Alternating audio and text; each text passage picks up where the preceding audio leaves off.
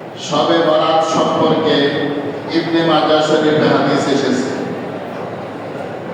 এছাড়াও তিরমিজি শরীফ সহ মুসনাদে আহমদ সহ বিভিন্ন কিতাবে এই রাত্রের ফজিলত সম্বন্ধে হাদিস এসেছে। তো আল্লাহ রাব্বুল আলামিন এই রাত্রের নিয়ামত আমাদেরকে লাভ করার তৌফিক দান করেছেন, এই জন্য বলি আলহামদুলিল্লাহ।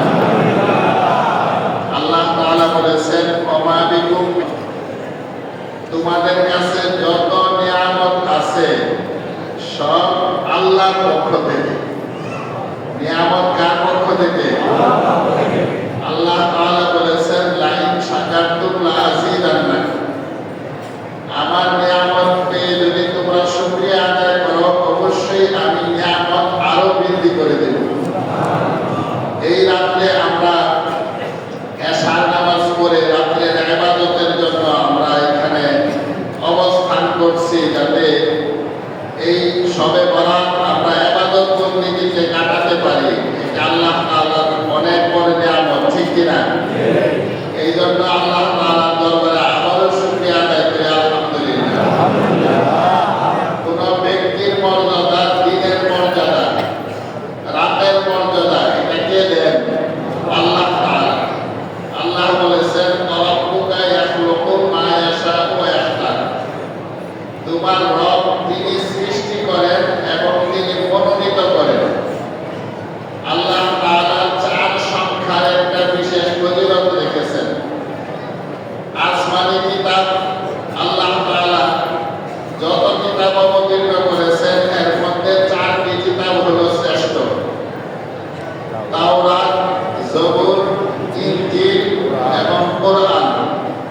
এর মধ্যে আল্লাহ রাব্বুল আলামিন কোরআন শরীফকে শ্রেষ্ঠত্বের মর্যাদা দিয়েছেন।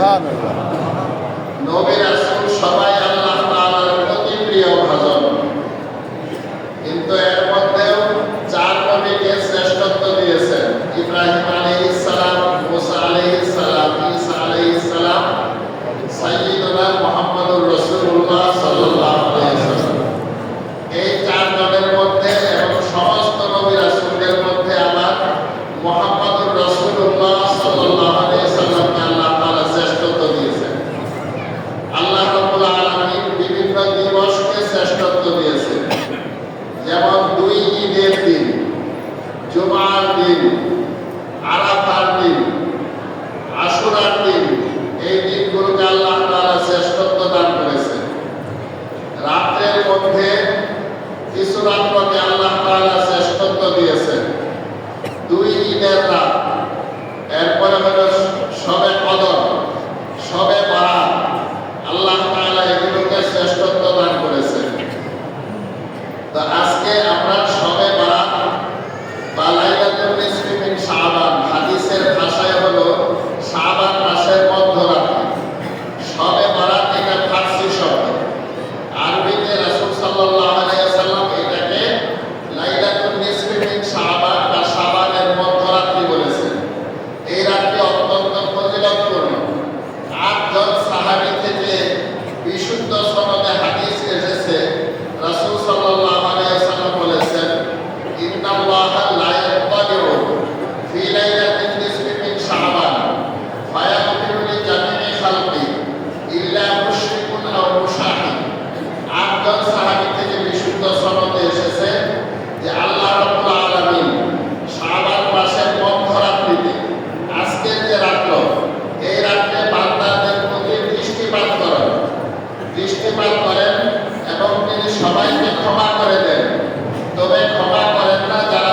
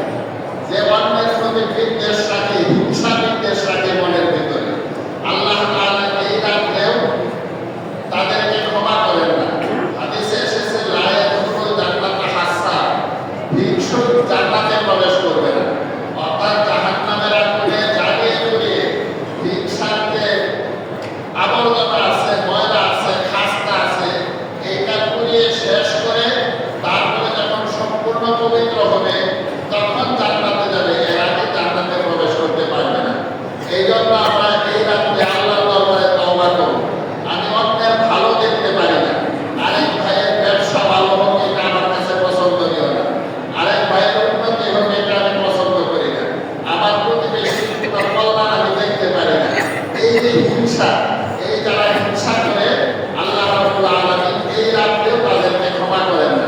কাজে আমাদেরকে হিংসা থেকে তওবা করতে হবে। আজকে আমরা তওবা করব। আজকে তওবার রাত, আল্লাহ তাআলার কাছে ক্ষমা পাওয়ার রাত। এবং আল্লাহ তাআলার হাবিব সাল্লাল্লাহু আলাইহি ওয়াসাল্লাম বলেছেন, ইবকু, তোমরা কাঁদো। আজকে আমরা আমাদের আল্লাহর দরবারে কাঁদার রাত। ইবকু ফাইল্লাম তাবকু ফাতাবাকু, যদি তোমাদের কান্না না আসে, অনেক সময় অন্তর শক্ত হয়ে যায়, কান্না আসে না। আল্লাহর হাবিব সাল্লাল্লাহু আলাইহি ওয়াসাল্লাম বলেন যে ফাইল্লাম তাবকু ফাতাবাকু, যদি তোমার কান্না না আসে, তুমি বসে বসে কান্নার ভান করো। তুমি কান্নার ভান করো। এই যে কান্না আসে না, কিন্তু আমি মুখটা বাঁকিয়ে আল্লাহর দরবারে কান্নার ভান করছি, কান্নার জন্য চেষ্টা করছি, আল্লাহ তাআলা এতেও আমাদেরকে মাফ করে দেবেন। আর যদি চোখের পানি আল্লাহর দরবারে ফেলতে পারি, তাহলে তো এটা আমার জাহান্নাম থেকে নাজাতের উসিলা হয়ে যাবে। আল্লাহ রাব্বুল আলামিন যখন জমিন সৃষ্টি করেন, এই পৃথিবীর সর্বপ্রথম মাটি হলো বাইতুল্লাহ শরীফের নিচের মাটি। এই জন্য এটাকে উম্মুল কুরা বলা হয়েছে। সমস্ত জনপদ, সমস্ত এলাকার মূল হলো মক্কা ভূমি। যখন এই মক্কা ভূমি, বাইতুল্লাহ শরীফের নিচের মাটি, প্রথমে সারা পৃথিবীতে পানি ছিল, সেখান থেকে সেই ঢেউ, একটা ঢেউ আরেকটা ঢেউর উপরে আছড়ে পড়ে এভাবে ফেনার সৃষ্টি হয়। সর্বপ্রথম যে ফেনা জমাট বাঁধে, সেটা হলো কাবা শরীফের নিচের ফেনা, সেই মাটি। সেটা জমাট বেঁধে মাটিতে পরিণত হয় এবং সুম্মা দুনিয়াতিল আরদু কুল্লুহা, তারপর সারা পৃথিবীর মাটি সেখান থেকে সম্প্রসারিত হয়। আল্লাহ রাব্বুল আলামিন যখন সর্বপ্রথম মাটি সৃষ্টি করলেন, মাটি হেলাধুলা করা শুরু করল। তো আল্লাহ রাব্বুল আলামিন সেখানে পাহাড় স্থাপন করলেন। আপনারা দেখেছেন, অনেকে যারা হজরত করেছেন, মক্কায় গিয়েছেন, মদিনায় গিয়েছেন, কত পাহাড় পর্বত সেখানে। আল্লাহ তাআলা পাহাড় স্থাপন করলেন, মাটির হেলাধুলা সম্পূর্ণ বন্ধ হয়ে গেল।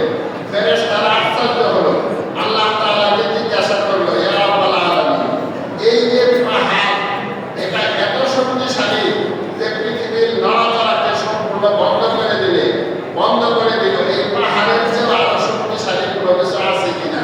আল্লাহ রাব্বুল আলামিন বললেন যে হ্যাঁ, এর চেয়ে শক্তিশালী হলো লোহা। কারণ লোহা পাহাড় কাটতে পারে, লোহা দিয়ে পাহাড় কাটা যায়। এর চেয়ে শক্তিশালী হলো লোহা। ফেরেশতারা জিজ্ঞাসা করলেন, এর চেয়ে আরো কোনো কিছু শক্তিশালী আছে কিনা আপনার সৃষ্টি?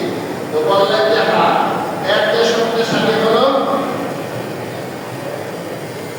আগুন। কারণ আগুন, এই যে লোহা আছে, লোহাটাকে জ্বালিয়ে দেয়। আল্লাহ দরবারে ফেরেশতারা প্রশ্ন করলো, ইয়া রাব্বাল আলামিন, আগুনের যে শক্তিশালী আরো কোনো কিছু আছে কিনা? বললেন যে হ্যাঁ, আগুনের যে শক্তিশালী হলো পানি। কারণ পানির দ্বারা আগুন নিভে যায়। কোন পানি সবচেয়ে বেশি শক্তিশালী? হাদিসের মধ্যে এসেছে